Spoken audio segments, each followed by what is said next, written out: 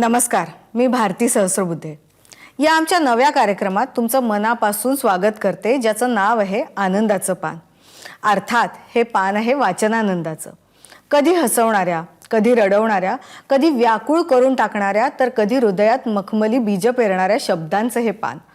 लेखकाच्या लेखणीतून एक एक शब्द उतरत जातो, वाक्य बनत जातात, गोष्ट आकाराला येते आणि पांढऱ्या शुभ्र कागदावर उमटलेला तो अनमोल साहित्य ठेवा पुस्तकाच्या रूपात आपल्या हातात येतो.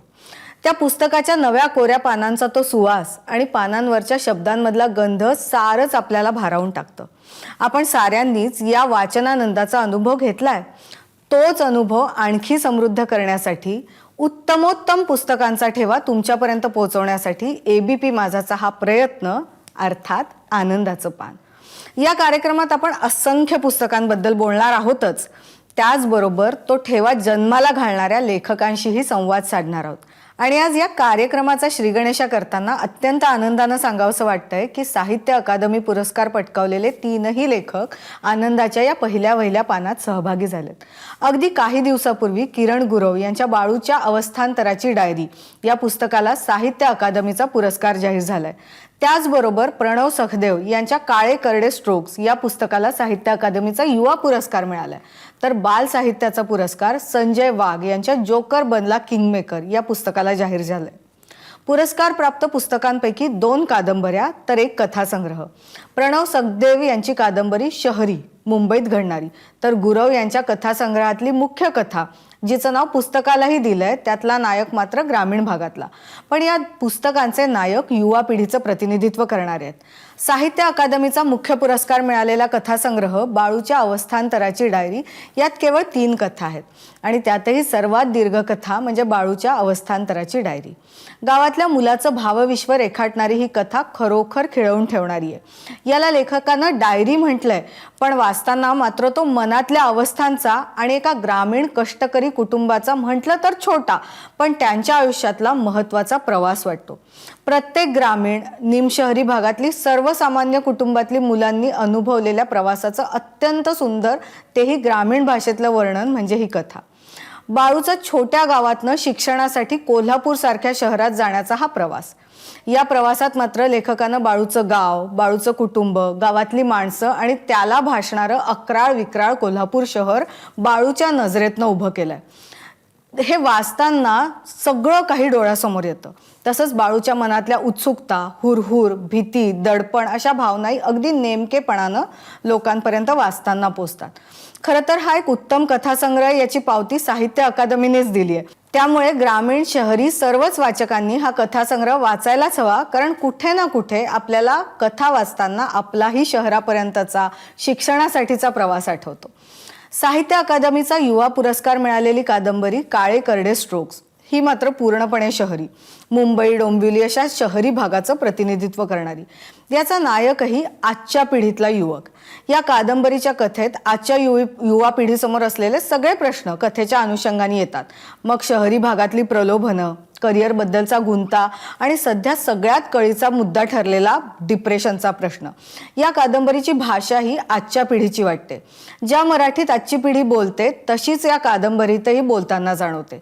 मुंबईतल्या रुईया कॉलेज सारख्या माहितीतल्या ठिकाणांचा यात वारंवार उल्लेख येत असल्याने त्या जागा माहिती असतील तर ही कादंबरी काल्पनिक वाटण्यापेक्षा आपल्याच आजूबाजूला असलेल्या एखाद्या युवकाची गोष्ट वाटते. युवा लेखकानं युवा पिढीबद्दल लिहिलेली ही कथा असं या कादंबरीचं वर्णन होऊ शकेल. या वर्षीचा पुरस्कार मिळवणारं 3रं पुस्तक आहे बाल साहित्याचा पुरस्कार मिळवणारं जोकर झाला किंगमेकर हे संजय वाघ यांचं पुस्तक. ही कादंबरी खरं म्हणजे बाल म्हणण्यापेक्षा किशोरवयीन मुलांसाठी प्रेरणादायक ठरावी अशी आहे. ही एका दिव्यांग मुलाची गोष्ट आहे. जिद्द आणि दुर्दम्य इच्छाशक्तीची ही कथा खरं तर लहान सहान घटनांनी आत्मविश्वास गमावणाऱ्या, निराश होणाऱ्या किशोरवयीन मुलांनी वाचायलाच हवी. हे 3ही लेखक आज आपल्यासोबत आहेत. आपल्याशी त्यांच्या पुस्तकांबद्दल गप्पा मारणार आहेत, त्यांच्या लेखनाबद्दल बोलणार आहेत. तेव्हा मी सगळ्यात आधी या 3ही लेखकांचं म्हणजेच किरण गुरव, प्रणव सखदेव आणि संजय वाघ या तिघांचंही स्वागत करते आणि तुम्हा तिघांचंही खूप खूप अभिनंदन. एवढा मानाचा साहित्य अकादमीचा पुरस्कार तुम्हाला तिघांना तुमच्या लेखनासाठी जाहीर झालाय त्याबद्दल. तर पुन्हा एकदा तुम्हा सगळ्यांचं अभिनंदन.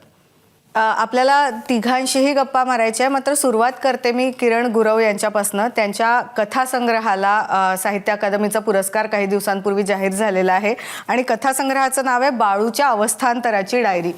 किरण गुरवजी, हे पुस्तक मी वाचलं आणि खरंच वेगळी भाषा आहे, ग्रामीण जीवन यातनं दिसतं.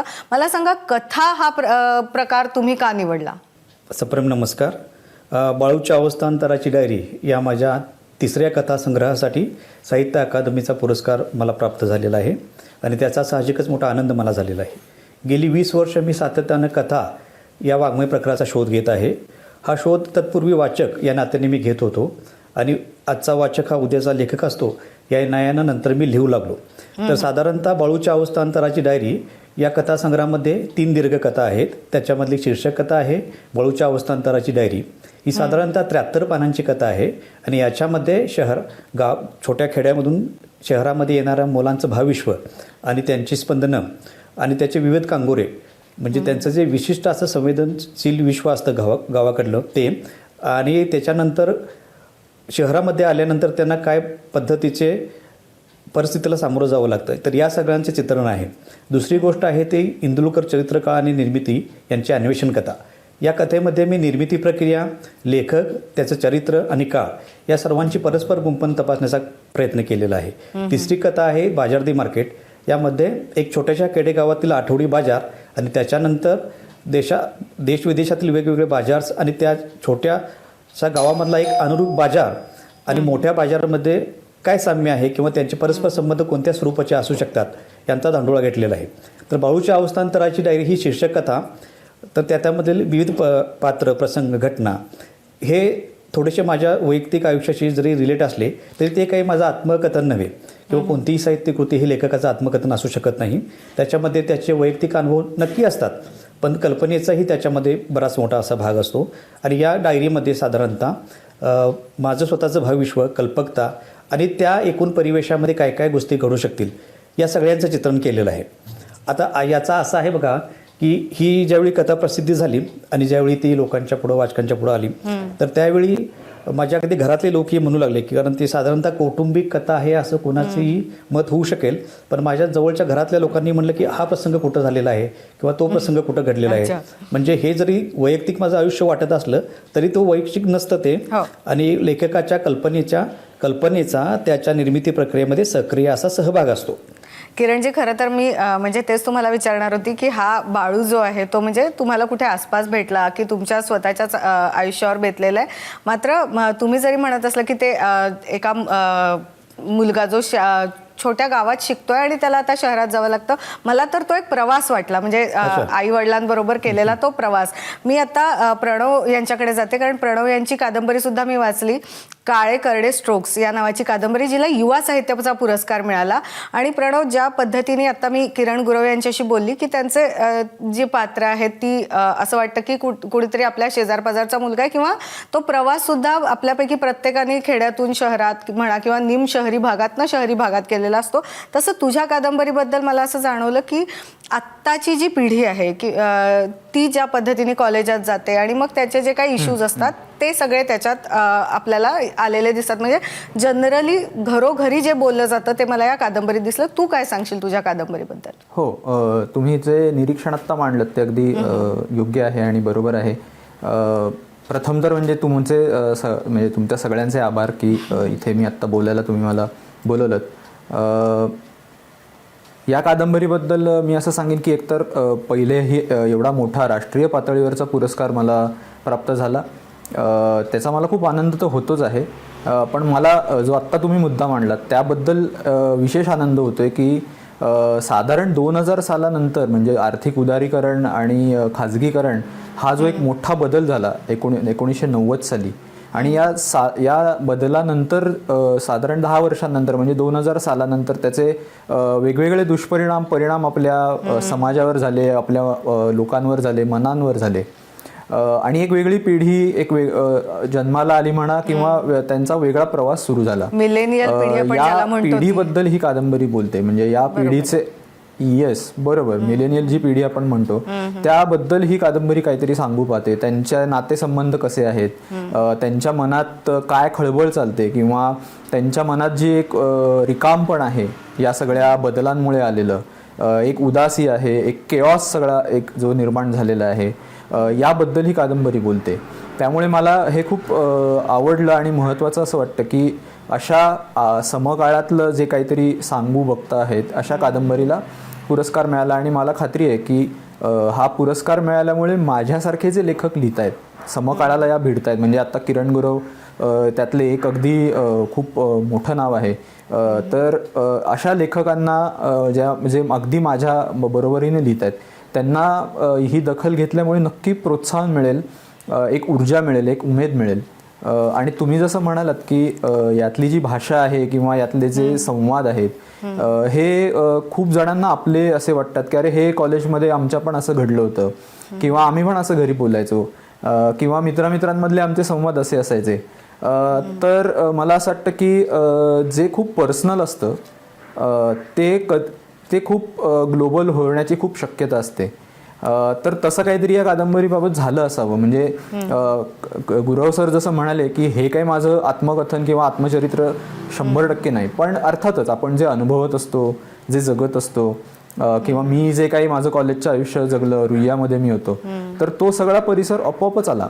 कारण तो कच्चा माल असतो लेखकाचा, जे आपण अनुभव घेत असतो तो त्यावर प्रोसेस करून काहीतरी एक फिक्शन आपण घडवत असतो, त्याला एक कल्पकतेची जोड देत असतो.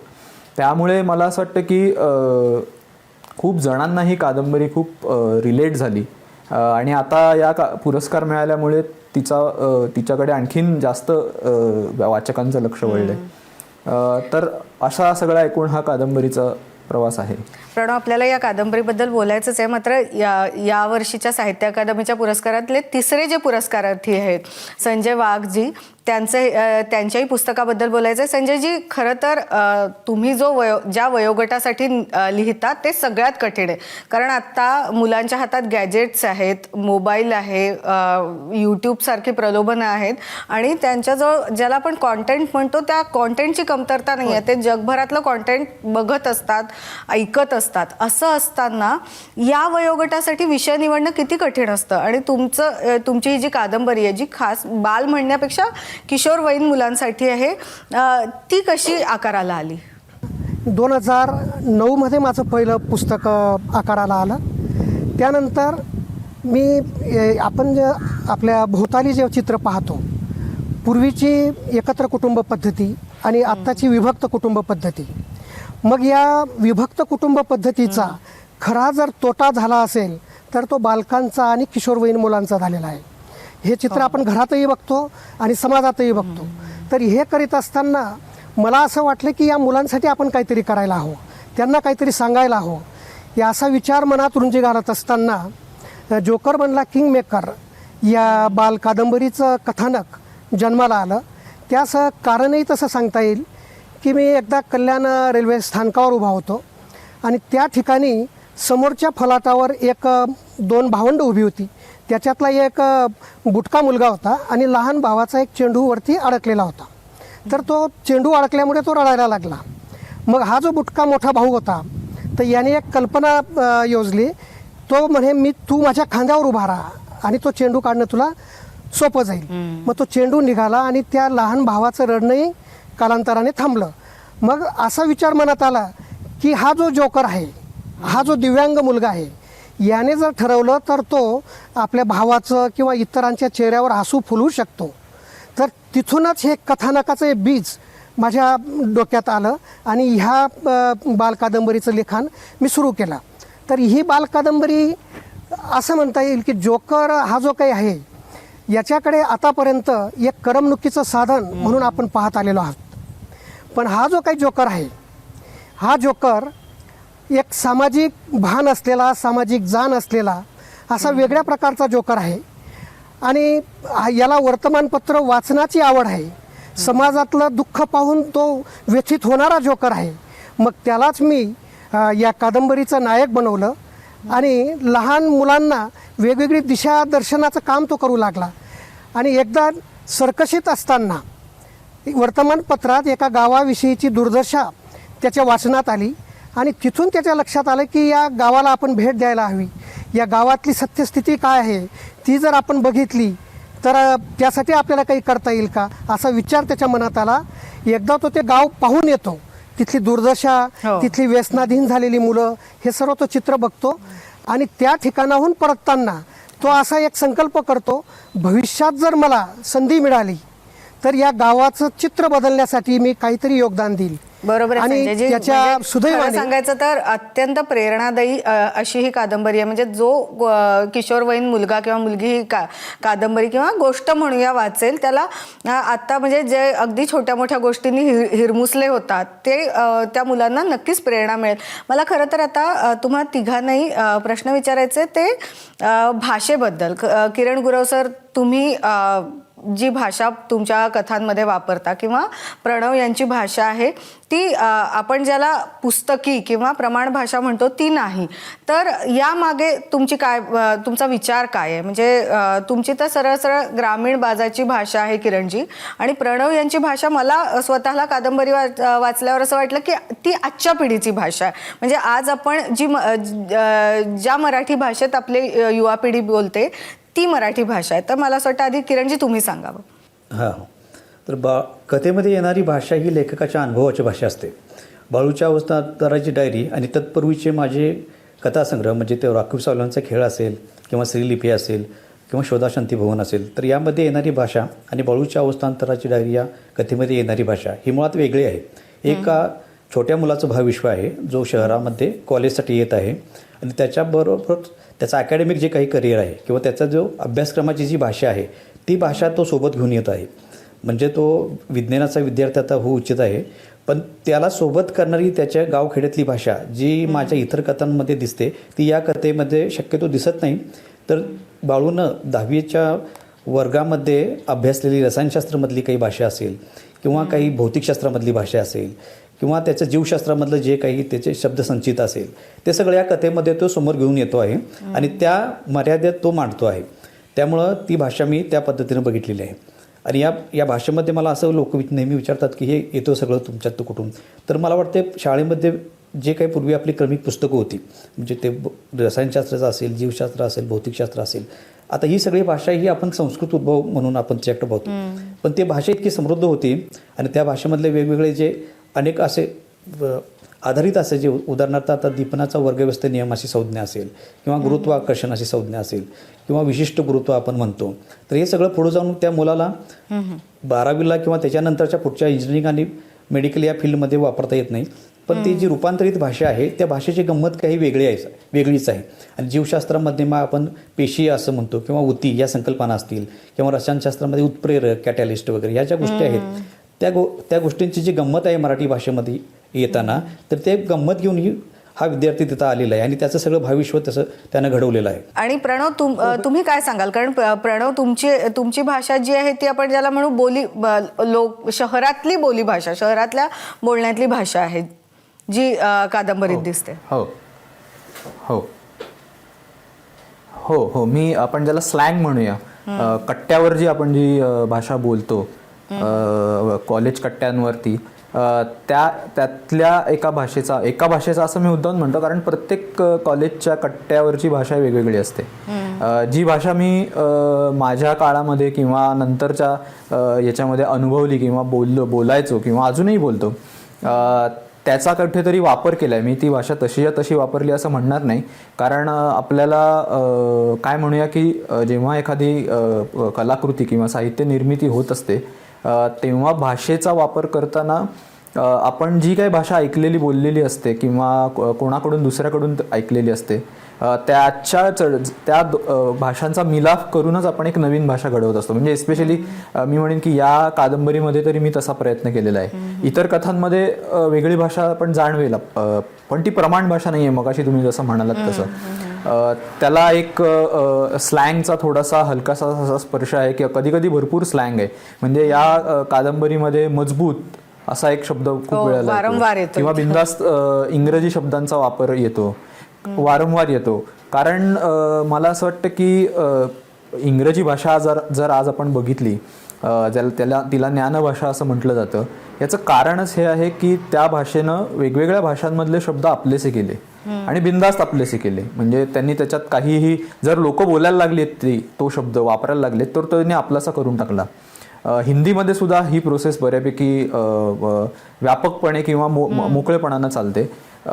आणि आपणही बऱ्यापैकी आपण आता त्या दिशेनं सुद्धा चाललोत की शहरांमध्ये किंवा अगदी ग्रामीण किंवा निमशहरांमध्ये सुद्धा जर आपण भाषा आत्ता बघितली, जर मोबाईल आणि तंत्रज्ञानाचा वापर झपाट्यानं वाढल्यापासून खूप इंग्रजी शब्द आपल्या तोंडामध्ये अगदी सहज आपण आपल्या लहेजामध्ये ते रुळवून टाकलेले आहेत. त्यामुळे मला असं वाटतं की हा भाषा मराठी तशीच्या तशी म्हणजे प्रमाण भाषा किंवा शुद्ध ज्याला आपण म्हणू अशी भाषा न वापरता हे जर क्रिएटिव्ह काहीतरी मला निर्माण करायचं आहे जे जग आजच्या मुलांचं आहे, तर मला तीच भाषा तिथे वापरणं अपरिहार्य वाटलं.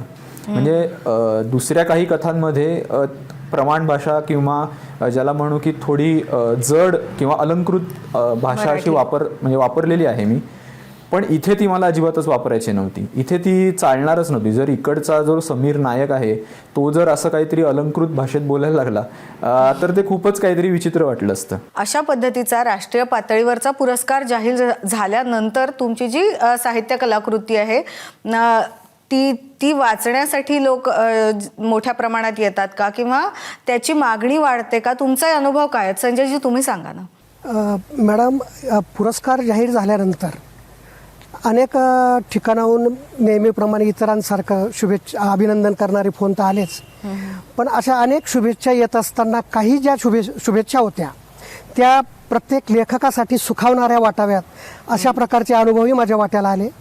एक माझं जन्मगाव असलेलं धुळे जिल्ह्यातील कापडणे या ठिकाणी शिक्षण घेऊन एक पुण्यात असलेला इंजिनियर, तर त्याचा एक फोन आला आणि तो म्हणतो की दादा, माझ्या गावातील मुलांनाही प्रेरणा मिळावी, या गोष्टीतनं प्रोत्साहन मिळावं, यासाठी माझ्या आजोबांच्या नावाने जे काही फाउंडेशन आहे त्या फाउंडेशनच्या माध्यमातून मी 5वी ते 8वीपर्यंतच्या विद्यार्थ्यांना ही पुस्तकं मोफत देण्याचा प्रयत्न करणार आहे. आणि तसाच एक अनुभव एक नांदगाव तालुक्यातलाही एक फोन होता, तर तिथलाही एक मुख्याध्यापक त्यानेही हीच अपेक्षा व्यक्त केली की हे विद्यार्थ्यांपर्यंत हे कसं पुस्तक जाईल यासाठी मी स्वतः योगदान देणार आहे. अरे वा. किरणजी, तुम्ही सांगा की पुरस्कार प्राप्त झाल्यानंतर म्हणा किंवा म्हणजे काय अनुभव होते तुमचे? नाही, अनुभव चांगलेच होते. म्हणजे तुम्ही वाचकांच्या दृष्टिकोनातून हा प्रश्न विचारलेला आहे, तर ते बरोबर आहे. अनेक ठिकाणाहून फोन आले, काही लोकांनी पुस्तकाचीही चौकशी केली आणि माझ्या प्रकाशकांच्याकडून मला आताच कळालं की त्याच्यात 20-25 प्रती एकदम गेलेले आहेत. त्यामुळे तुमचं पुस्तक तर आम्हाला बरंच शोधावं लागलं. म्हणजे मुंबईत मिळत नव्हतं पुस्तक, आम्हालाही प्रकाशकांकडनंच मागवावं लागलं तुमचं पुस्तक. अरे बापरे, अरे हे मलाही धक्कादायक आहे. म्हणजे आता मुंबईत मिळत नसलं तर कसं, म्हणजे पण ते ठीक आहे. आणि वाचकासाठी पुरस्कार अशासाठी महत्त्वाचा असतो की एखाद्या विशिष्ट साहित्य प्रकाराकडं किंवा लेखकाकडं त्यामुळे त्याचं लक्ष जातं. आणि आजचा वाचक हा उद्याचा लेखक असतो. ही जर गोष्ट आपण लक्षात घेतली तर पुरस्कारांचं महत्त्वही आहेच, ते नाकारून चालणार नाही आपल्याला. प्रणव, तुम्ही सांगा ना, तुमचा काय अनुभव आहे? खूपच म्हणजे ओव्हरवेल्मिंग असा वाचकांकडून आणि हितचिंतकांकडून रिस्पॉन्स आला. आणि म्हणजे फेसबुक असेल किंवा ट्विटर असेल, इंस्टाग्राम, म्हणजे या तिन्ही हँडल्सवर मी असतो. या तिन्ही हँडल्सवर भरपूर शुभेच्छा आल्या. माझ्या प्रकाशकांनी लगोलग काही योजना जाहीर केल्या. त्यामुळे पुस्तकाची मागणी बऱ्यापैकी आणि चांगल्या प्रकारे वाढते आणि मला असं वाटतं ती बऱ्यापैकी आणखीन वाढेल. त्यामुळे खूप वाचकांचा खूप रिस्पॉन्स चांगला आहे. माझ्या म्हणजे गमतीचा असं सांगावं असं वाटतं की माझं जे कॉलेज आहे रुईया, तर तिथे माझ्या मित्राचा परवा फोन आला की अरे इथे तुझ्या कादंबरीची कट्ट्यावर थोडी चर्चा चालू आहे की अरे त्या कादंबरीत आपल्या कॉलेजबद्दल काहीतरी आहे. म्हणजे हे आता हळूहळू तिकडे पण पसरायला लागलंय. तर हा खूप चांगला अनुभव आहे. एकच मला फक्त इथे सांगावं असं वाटतं की या पुस्तकांची जशी चर्चा होते आहे तशीच मला असं वाटतं की या एका पुस्तकाला पुरस्कार मिळाला, पण याच्याबरोबर जी अंतिम यादीत 5 पुस्तकं 6 पुस्तकं होती तर त्यांची सुद्धा चर्चा झाली पाहिजे या निमित्तानं. कारण ती सुद्धा कुठेतरी इथपर्यंत आली म्हणजे त्याच्यात काहीतरी एक पोटेन्शियल होतं, काहीतरी एक गुणवत्ता होती, पण काही गोष्टींमुळे त्यांना तो पुरस्कार नाही मिळू शकला. तर मी खरं तर असं वाचकांना प्रणव, आवाहन करतो की खरं तर प्रणव, आपल्या हा जो कार्यक्रम आहे, या कार्यक्रमाचा हेतू हाच आहे की चांगली चांगली जी पुस्तकं आहेत, जी काही कारणांनी वाचकांपर्यंत पोहोचत नाही, ती पुस्तकं म्हणजे एक दुवा बनायचं आहे वाचक आणि लेखक आणि पुस्तकं यांच्यामधला. त्यामुळे हे जर काम आपल्याला या कार्यक्रमाच्या माध्यमातून करता आलं तर त्याच्यासारखी चांगली दुसरी गोष्ट नसणार आहे.